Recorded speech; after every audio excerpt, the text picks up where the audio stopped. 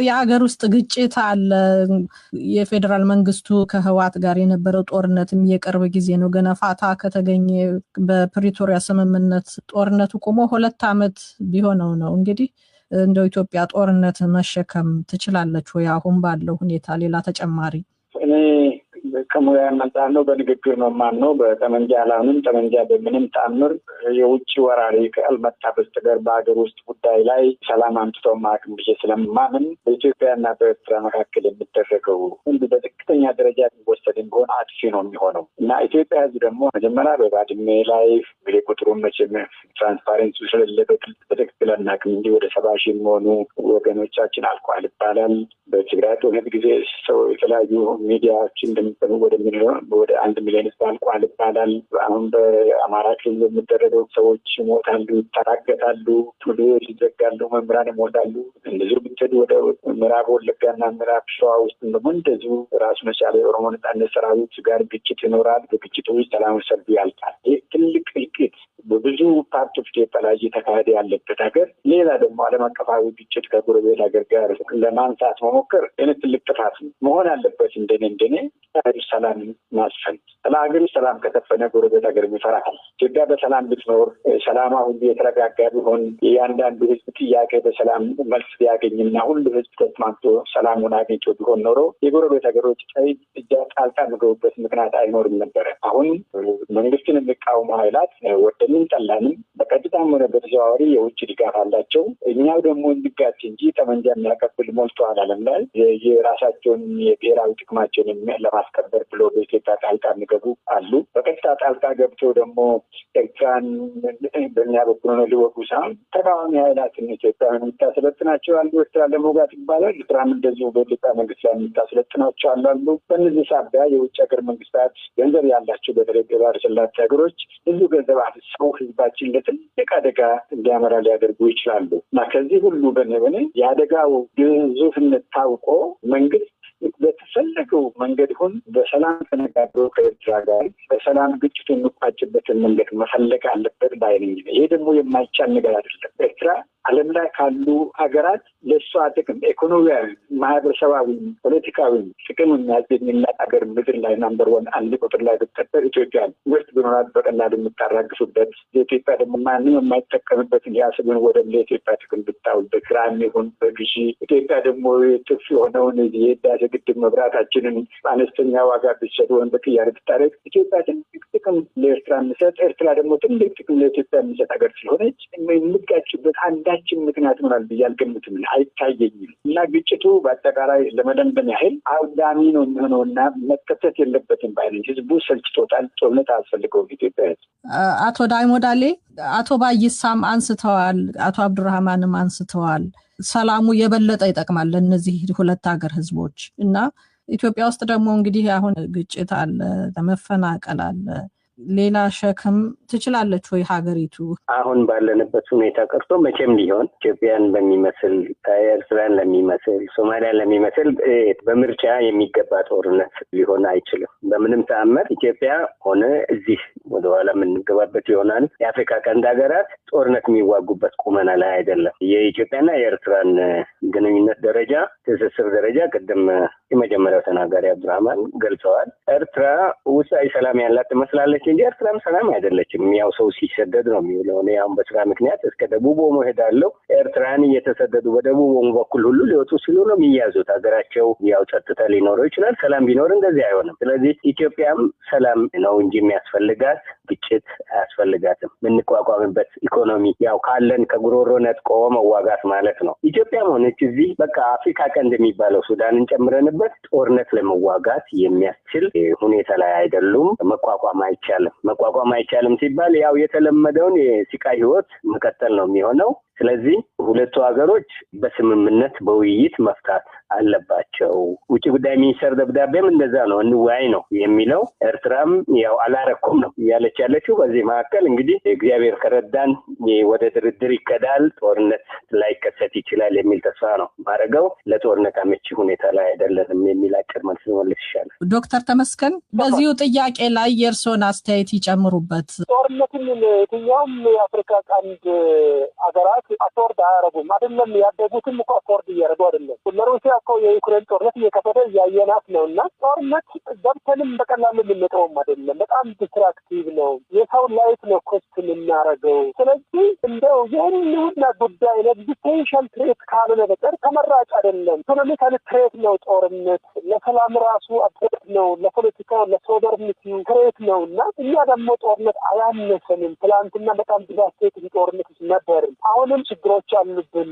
እሱ ላይ ደግሞ ዓለም አቀፍ ጦርነት ውስጥ ገብተን እንደ ሀገር ሰርቫይቭ ማድረግን ይከብደናል። ስለዚህ ለእኛም አይደለም ለኤርትራም በብዙ መልኩ ሲል በጣም ፖለቲካሊ አንስታብል የሆነች ሲል ኮንስቲቱሽናል ኦርደር እንኳን ያልፈጠረች በጣም በብዙ ነገር ላግ ያደረገ ሀገር ነው እና ሰላም ነው የሚሻለን።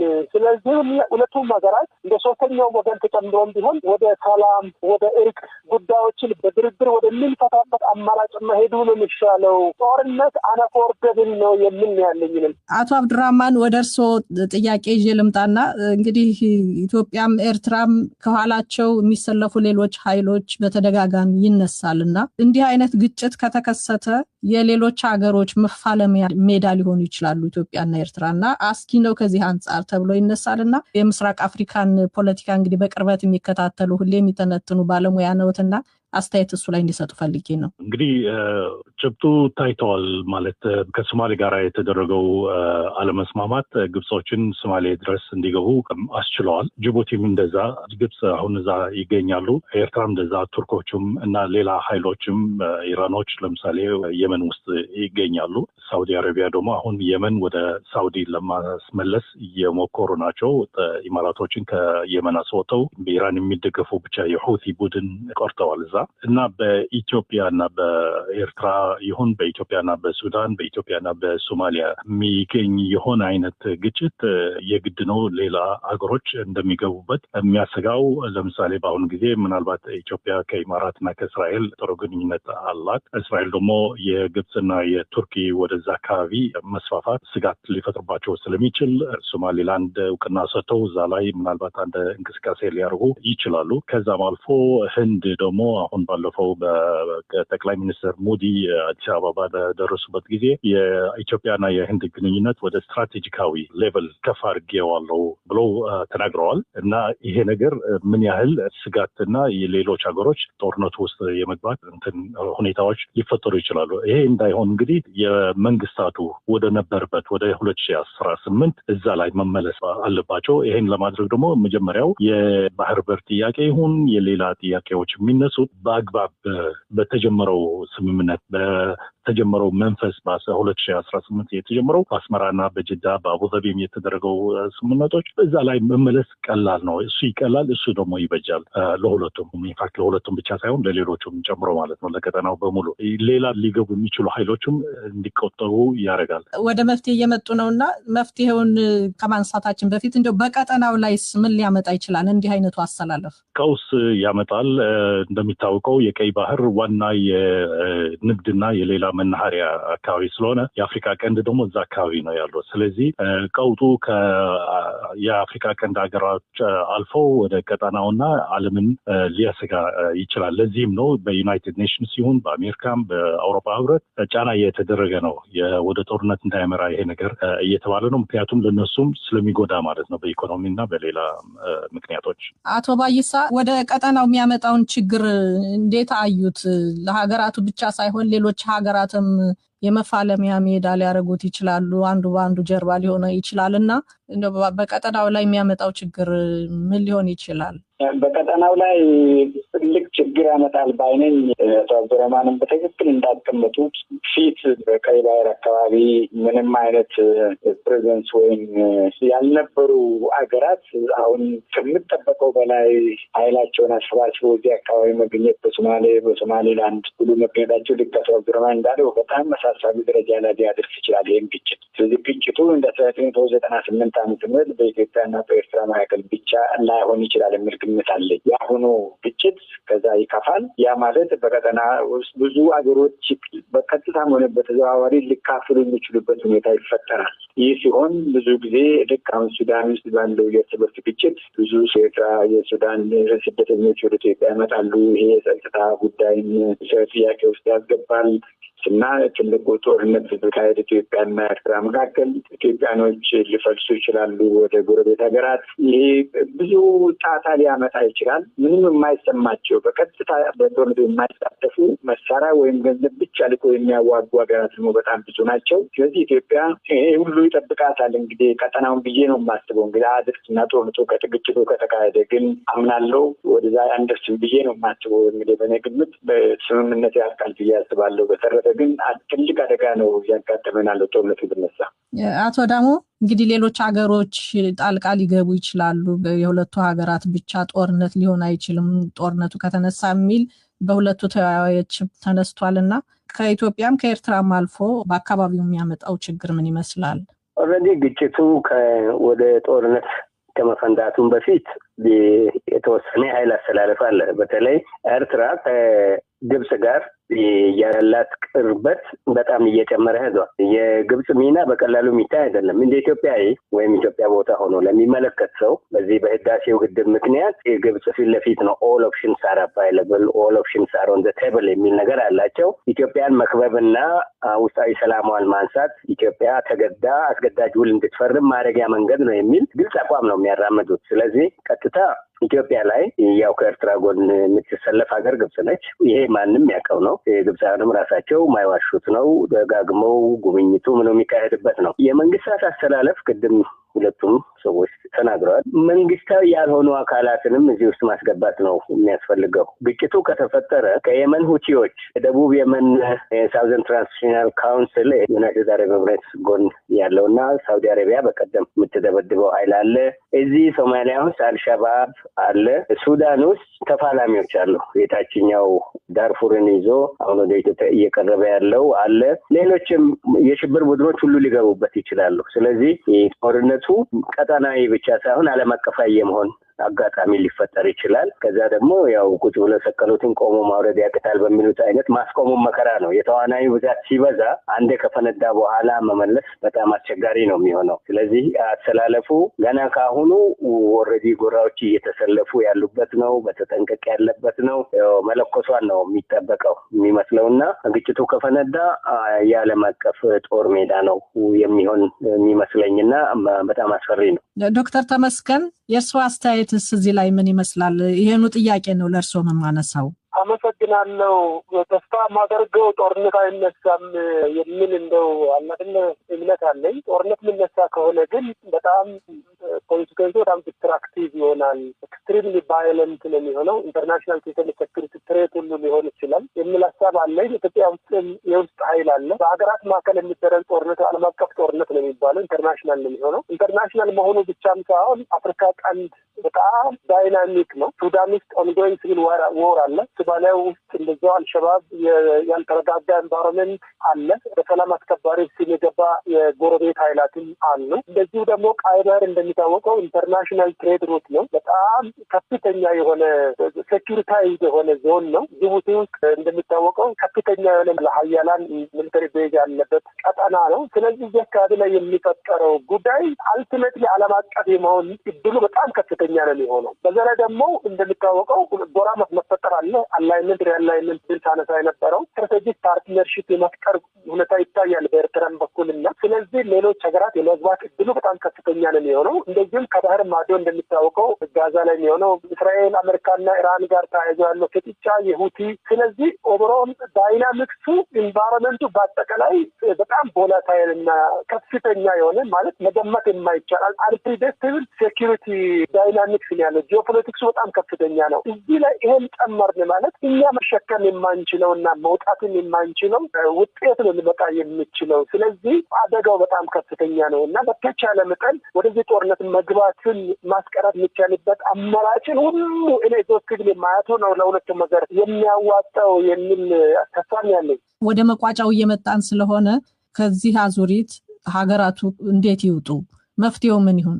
ይቀጥሉ ዶክተር ተመስገን በዛው ይቀጥሉ። መፍትሄው ሊሆን የሚችለው ሰላም ነው። አንዳንዴ ሰላማዊ ባልሆነ መንገድን ሰላምን መፈለግ ተገቢ ነው ብዬ አስባለሁ። ምናልባት ኢትዮጵያ የምትፈልገውን ነገር ሁሉ ዛሬ ላታገኘው ትችላለች። ኤርትራ የምትፈልገውን ነገር ሁሉ በአንድ ጊዜ ሁሉንም ኢንተረስት በአንድ ጊዜ አናገኝም እና ለአጀንዳዎቻችንን ጊዜ መስጠት በጣም ጥሩ ነው። በተቻለ መጠን ደግሞ ታጋሽ መሆን ጥሩ ነው። አሁን ኦፍኮርስ ግሎባል ገቨርናንሱ በጣም ስትራክቸርድ እየሆነ ነው። ሴኩሪቲ ካውንስል ማለት ያስቸግራል። ገቨርናንሱ በጠቅላላ በጣም የመፈረካከስ አደጋ እየታየ ነው እና እንደው አፍሪካ ህብረትን፣ የተባበሩ መንግስታት ድርጅትን፣ ሴኩሪቲ ካውንስልን በዚህ ጉዳይ ላይ ጣልቃ ገብቶ ይህን ጉዳይ ጎራ ይዞ አንዱ ሌላውን ከመደገፍ ይልቅ ለጋራ ሰላም፣ ለጋራ ደህንነት ይህን ጉዳይ በጠረጴዛ ዙሪያ ተነጋግረን የመለስነውን ሰላም ወደ ነበረበት ለመመለስ የሚደረግበት ጥረት አማራጮች በአፍሪካ ህብረትም በኢጋድ በኩልም ብሎ ደግሞ በሴኩሪቲ ካውንስልም ወይ በተለይ በአውሮፓን ዩኒየን እና በአሜሪካ በኩል ቻይናንም ጨምሮ መልቲላተራል የሆነ ዲፕሎማቲክ አፕሮች ተከትለን መፍትሄ ብንፈልግ ይሻላል። ይሄ ነው የሚያዋጣው። ፕሮፖዝ ማድረገው እኔ መልቲላተራል ዲፕሎማቲክ አፕሮችን ነው። አመሰግናለሁ ዶክተር ተመስገን። አቶ አብዱራህማን መፍትሄውን መቋጫው ምን ይሁን?